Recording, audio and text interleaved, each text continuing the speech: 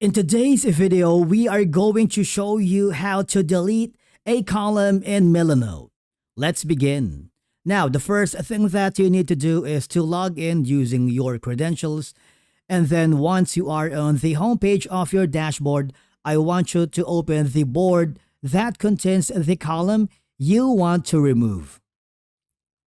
Now here, move your cursor to the top of the column, okay? Directly on the column header to select it. Now for you to be able to delete the column menu, right click on it and there should be an option that says delete. It's super simple, okay? And there you have it.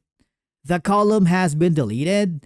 And then if you want to create a new column, all I have to do is super simple. For example, you have deleted a column by mistake or by accident. Just go to the left side area of your navigation panel and go to the column. Drag it on the interface, resize it if you want, and of course you can drag all the images inside that column if you wanted and rearrange it to make it and look better. And basically that's how you successfully delete a column in Milanote. Thank you so much for watching and we will see you again in the next video.